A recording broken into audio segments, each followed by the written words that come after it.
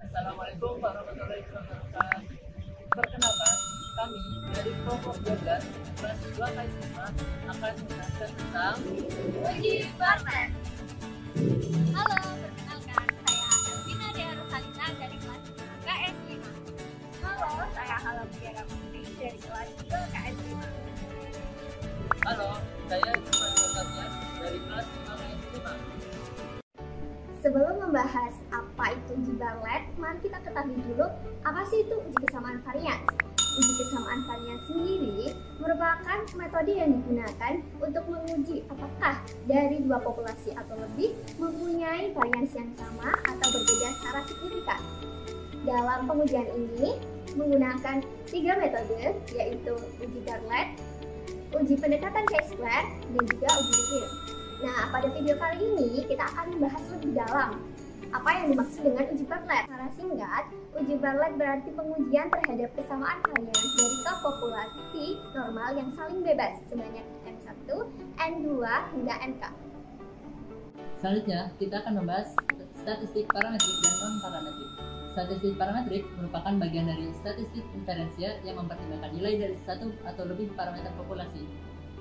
Sedangkan statistik non-parametrik merupakan bagian dari statistik inferensia yang tidak memperhatikan adanya asumsi-asumsi mengenai sebaran data populasinya. Adapun asumsi dasar dari uji Barnet yaitu sebagai berikut.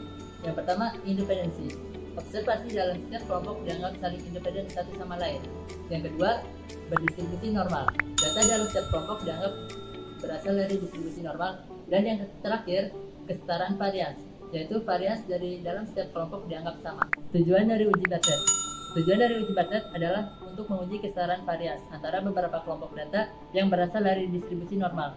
Dengan menguji kesetaraan varians antara kelompok-kelompok data, uji Barnet dapat membantu dalam menentukan apakah variasi antara kelompok-kelompok tersebut signifikan atau hanya terjadi secara acak. Selanjutnya, kita akan membahas mengenai prosedur pengujian uji Barnet ini. Yang pertama, kita menentukan hipotesis uji Barnet. Yang pertama, hipotesis nolnya, yaitu varians antara kelompok-kelompok data adalah sama. Dan hipotesis alternatifnya yaitu tidak semua varians dari K populasi sama atau minimal ada satu varians yang tidak sama. Nah, setelah menentukan hipotesis uji Barnet, selanjutnya kita akan menentukan nilai-nilai statistik yang ditentukan. Yang pertama adalah K. K adalah banyaknya populasi yang akan diuji. Kemudian adalah N. Untuk jumlahnya sampel yang sama, sebenarnya cukup N saja, yaitu banyaknya sampel pada populasi K. Kemudian NI. NI adalah banyaknya sampel pada populasi ke I. Selanjutnya adalah N besar, yaitu N besar adalah jumlah total sampel. Kemudian ada alfa, yaitu tingkat signifikansi. Kemudian ada SI kuadrat, yaitu varian sampel tiap kelompok. Dan SP kuadrat, yaitu varian gabungan. Selanjutnya, kita akan menentukan titik kritis dari pengujian ini. Jadi yang pertama, tolak H0 saat B hitung lebih besar dari B tabel untuk N sama, di mana B tabelnya adalah B alfa dengan derajat bebas N. Yang kedua, untuk jumlah N berbeda, tolak H0 saat B hitung lebih besar dari B tabel, di mana B tabelnya adalah B alfa, N1, N2, hingga NK. Kemudian, tolak H0 saat P value kurang dari alfa. Uji Barnet memberikan nilai kritis yang pasti jika ukuran sampel dari K populasi sama, atau N1 sama dengan N2 sama dengan N3 sama dengan NK. Dan memberikan nilai kritis berupa hampiran untuk ukuran sampel yang tidak sama pada K populasi tersebut. Statistik uji Barnet.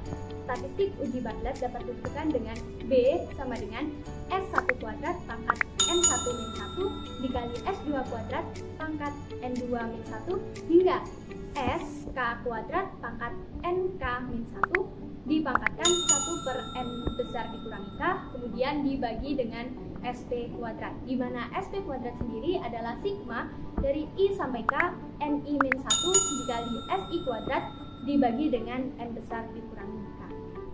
Nah, setelah kita tahu apa sih itu uji Barnet, kita bakal belajar bagaimana cara menghitung uji Barnet ini. Jadi, di sini ada soal ingin diketahui penjualan kelima merek laptop yang berbeda pada suatu toko elektronik. Dan apakah kelima merek tersebut memiliki varians yang sama dengan menggunakan uji Barnet dan taraf signifikansinya 5%. Nah, tabelnya ada sebagai berikut. Gimana sih caranya? Caranya yang pertama, langkah pertama itu kita merumuskan hipotesisnya. Dengan hipotesis nolnya bahwa kelima populasi ini mempunyai varians yang sama, melawan dengan hipotesis alternatifnya bahwa tidak semua varians dari kelima populasi itu sama, atau minimal ada satu varians yang tidak sama. Lalu, menentukan tingkat signifikansinya, yaitu alfa sebesar 5% atau 0,05. Berikutnya kita akan menentukan wilayah kritisnya, di mana dari soal tersebut diketahui bahwa N-nya berjumlah sama yaitu 8, maka akan melanggar 0 bila B hitung nantinya yang didapat kurang dari B tabel, dengan B tabelnya yaitu B5 dengan alfa 0,05 dan N-nya 8 yaitu 0,7512. Berikutnya, di langkah keempat, kita akan menghitung bagaimana statistik uji Bartlettnya. Dengan diketahui dan didapat bahwa varians populasi yang pertama yaitu 106,857, varians yang kedua 88,857, varians yang ketiga 87,429, varians yang keempat ada 86,286, dan varians populasi yang terakhir yaitu 57,143. Lalu kita akan mencari SP kuadrat dengan rumus yang sudah ada tadi bahwa sigma I sama dengan 1 sampai K, N-1 dikali dengan S kuadrat dibagi dengan N-K. Jadi didapatkan bahwa di sini didapat bahwa 7 dikali 106,857 ditambah dengan N-1-nya 7 dikali dengan varians yang kedua yaitu 88,857 ditambah dengan 7 kali 8 7,429 ditambah dengan 7 kali 8 6,286 ditambah 7 kali 5 7,143 dibagi dengan N-K-nya yaitu 35 dan didapatkan SP kuadratnya adalah 85,314. Kemudian kita akan mencari B hitungnya sesuai dengan rumus yang sudah disebutkan tadi dan dihitung bahwa 106,857 pangkat 7 dikali 88,857 pangkat 7 dikali 87,429 pangkat 7 kali 86,286 pangkat 7 dan dikali lagi 57,143 pangkat 7 kemudian dipangkatkan 1 per N-nya 35 dan dibagi dengan SP kuadrat tadi yaitu 85,314 didapatkan hasil dari B hitungnya yaitu 0,9804. Nah, dari B hitung yang sudah didapat tadi, kita dapat memutuskan karena B hitungnya lebih dari B tabel, maka hasilnya yaitu gagal tolak H0. Dan dapat disimpulkan bahwa dengan taraf nyata atau taraf signifikansi sebesar 5%, dapat disimpulkan bahwa pengamatan terhadap sampel merek laptop tersebut belum cukup bukti untuk menyatakan bahwa varians kelima merek laptop tersebut adalah berbeda atau kelima merek laptop tersebut mempunyai varians yang sama. Selanjutnya, kita akan melakukan uji Bartlett dengan menggunakan SPSS untuk jumlah N-nya sama. Yang pertama, kita buka data penjualan merek laptop di SPSS yang telah direstrukturisasi.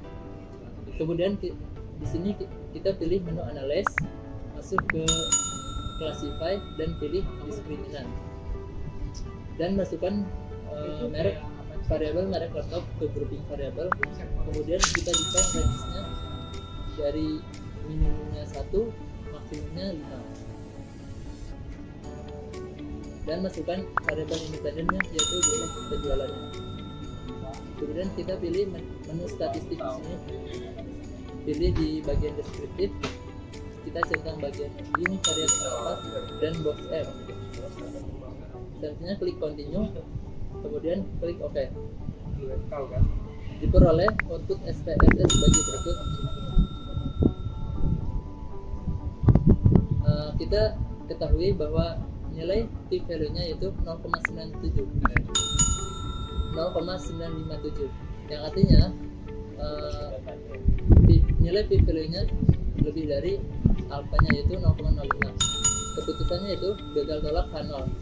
Kesimpulannya, dengan taraf signifikansi 5%, ini cukup bukti bahwa varians dari kelima data penjualan merek laptop tersebut adalah berbeda, atau dengan kata lain, varians dari data penjualan merek laptop tersebut adalah sama.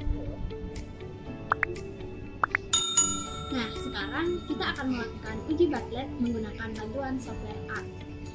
Oke, seperti hipotesis yang telah dirumuskan sebelumnya dan tingkat signifikansi 5%, langkah pertama yang kita lakukan adalah memanggil library yang diperlukan. Yang pertama adalah memanggil library read Excel untuk menampilkan data dalam bentuk Excel. Jika kalian menggunakan data dalam bentuk SPSS, bisa menggunakan library HP. Yang kedua adalah memanggil library stats, yaitu untuk menampilkan fungsi statistik uji bar. Sekarang kita akan library tersebut. Nah, sudah berhasil. Selanjutnya kita akan melakukan read data dari data Excel. Nah, sebelum melakukan read data, kita bisa mengatur working directory yang kita inginkan. Di sini saya sudah mengatur sesuai dengan directory yang saya gunakan untuk menyimpan file. Selanjutnya kita run. Dan langkah selanjutnya adalah kita memanggil data dari format Excel yang telah disiapkan, yaitu dengan menggunakan fungsi read Excel dan kemudian nama data. Dan kita run. Oke.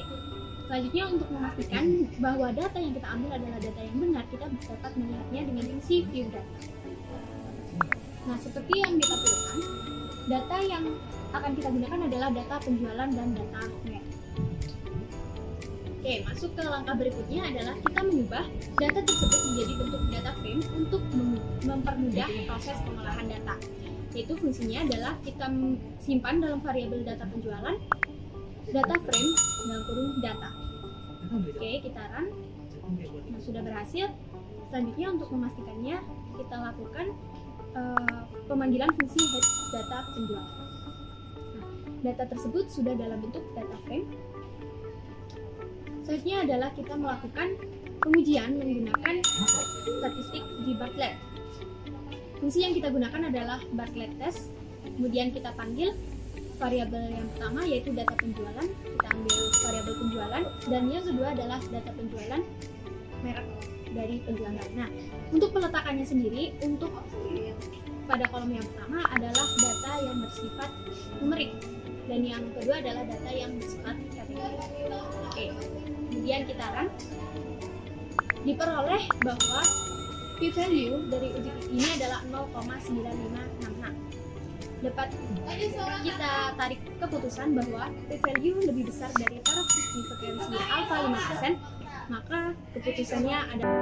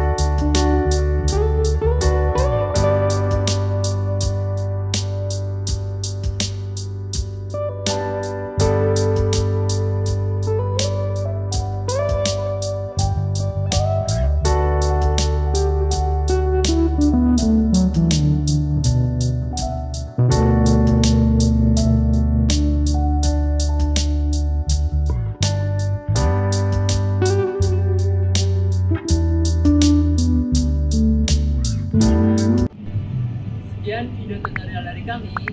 Wassalamualaikum warahmatullahi